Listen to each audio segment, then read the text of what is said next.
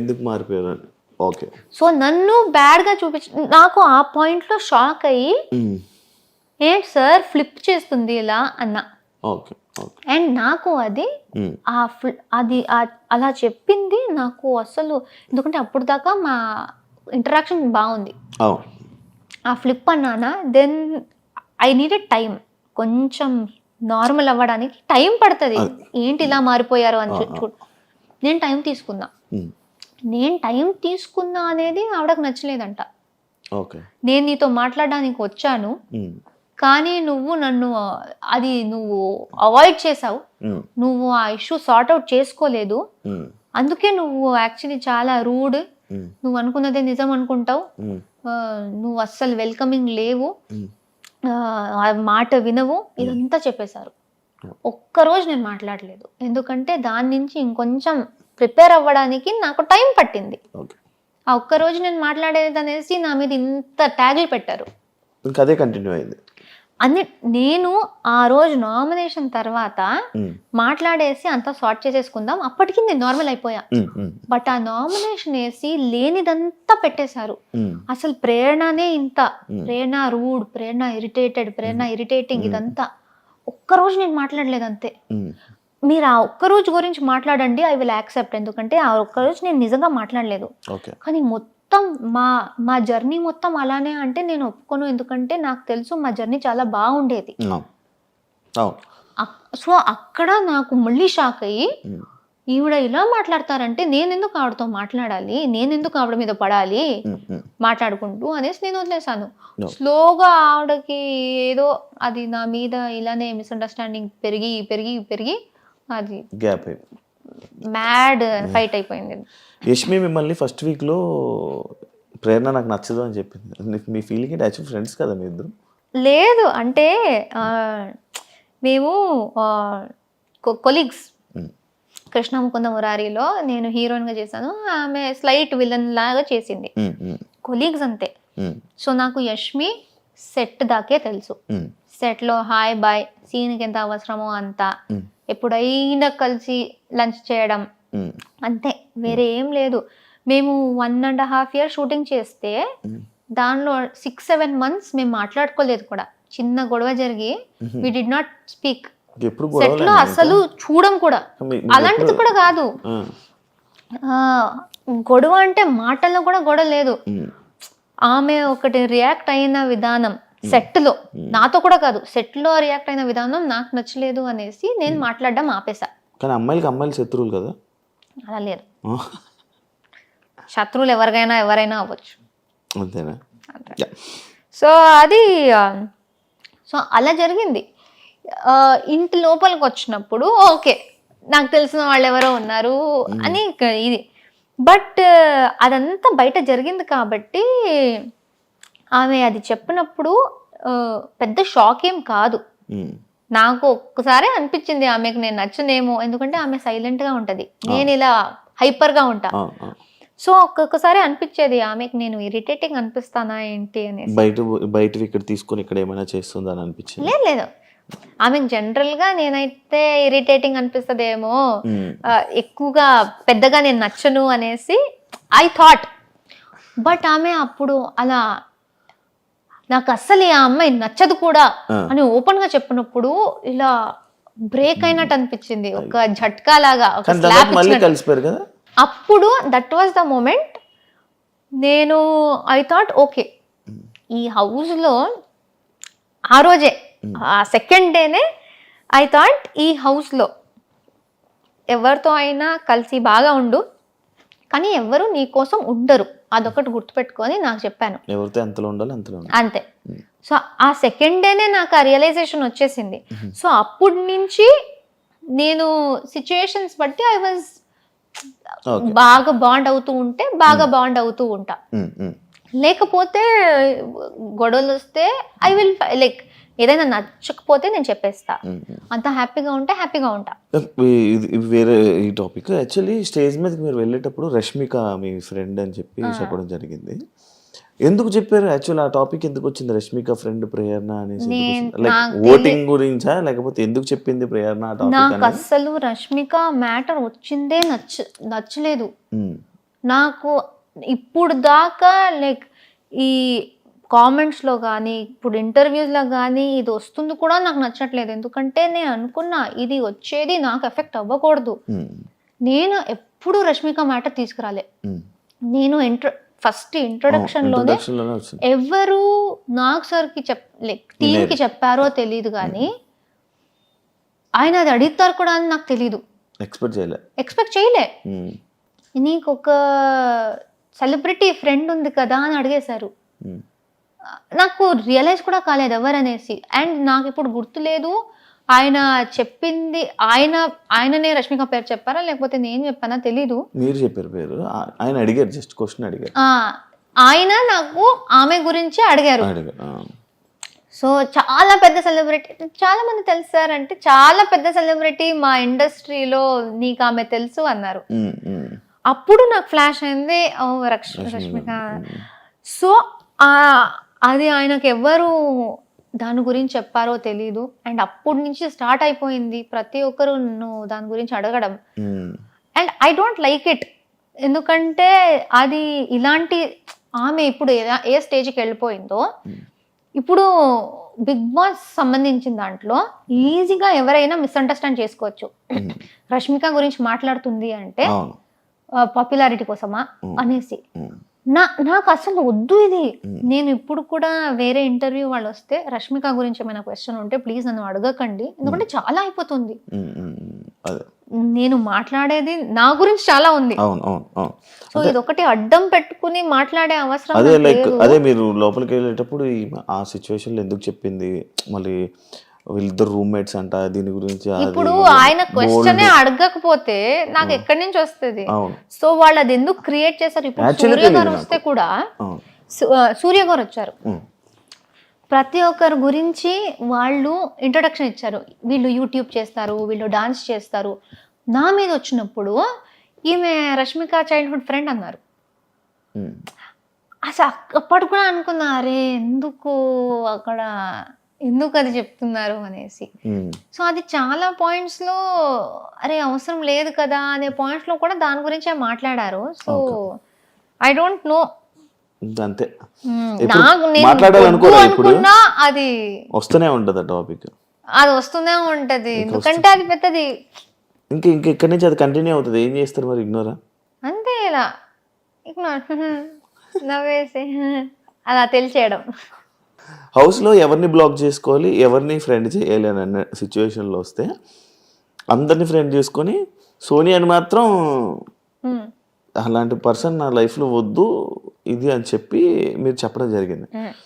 కానీ మీరు సోనియా పెళ్ళికి వెళ్ళారు, ఎలా? అది నాకు అర్థం కాల.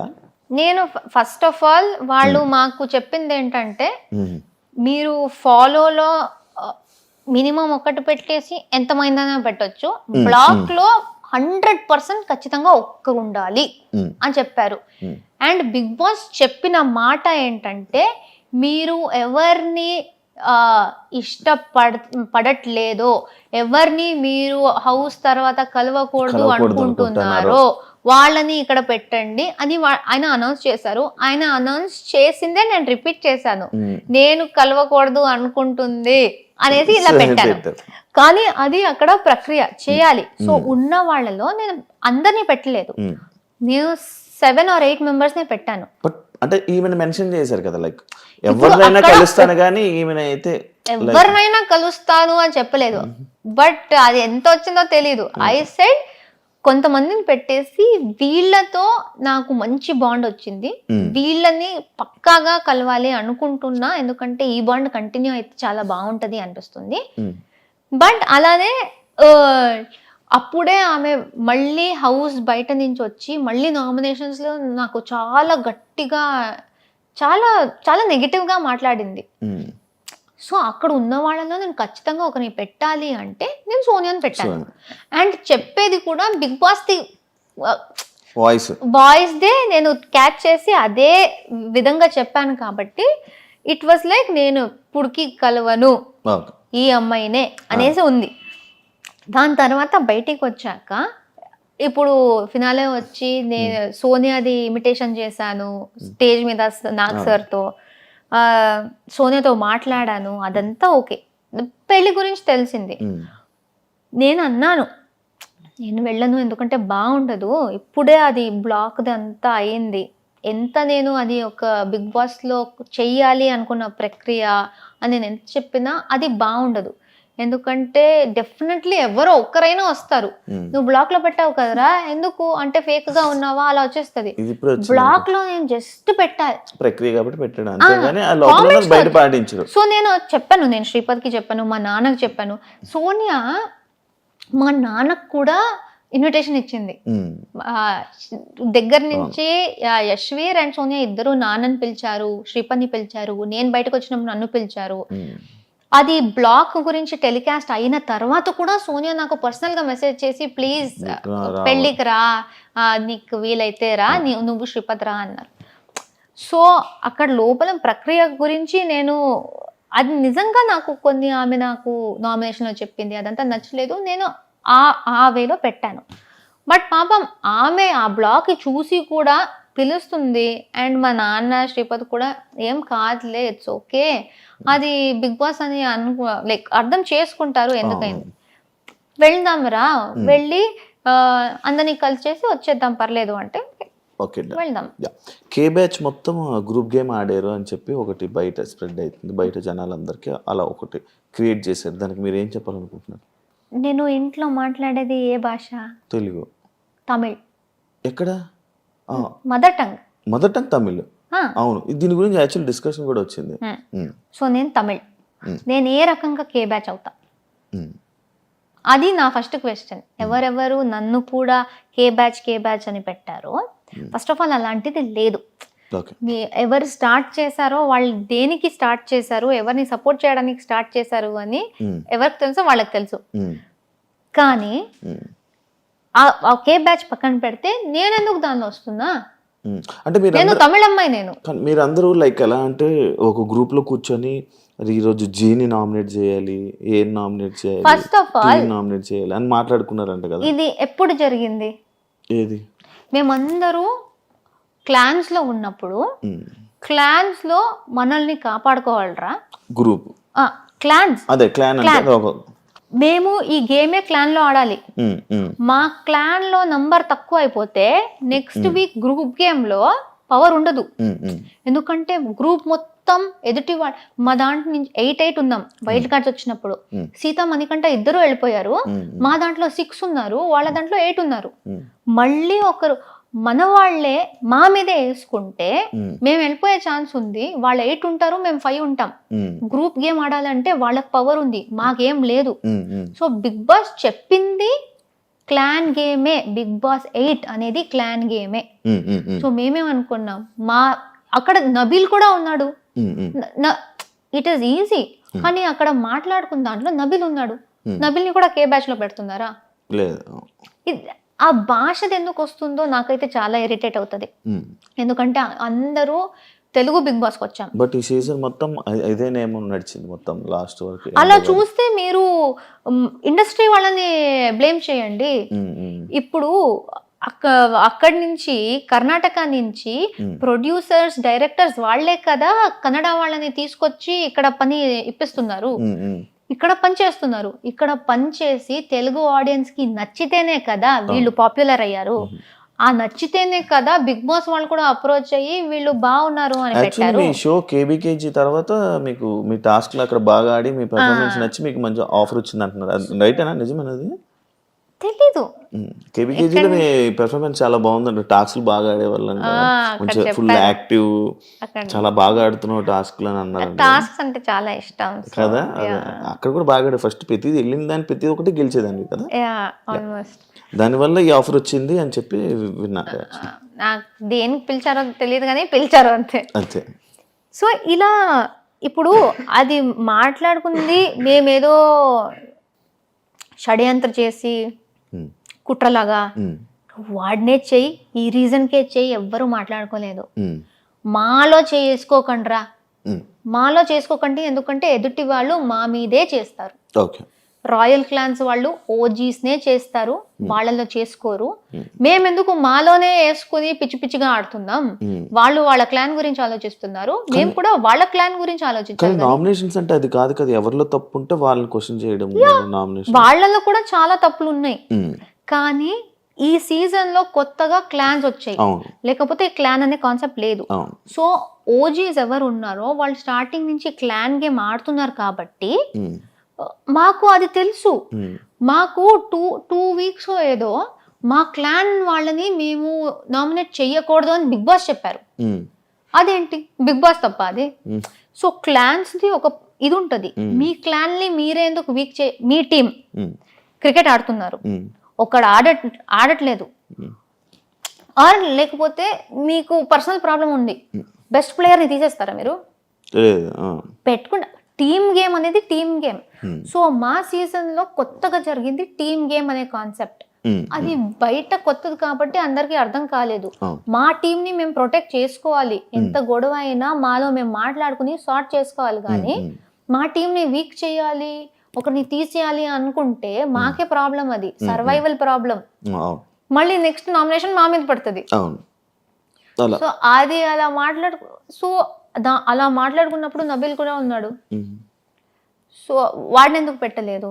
సో ఈజీగా ఈ గ్రూప్ అని చెప్పడం చాలా easy, but it is very wrong.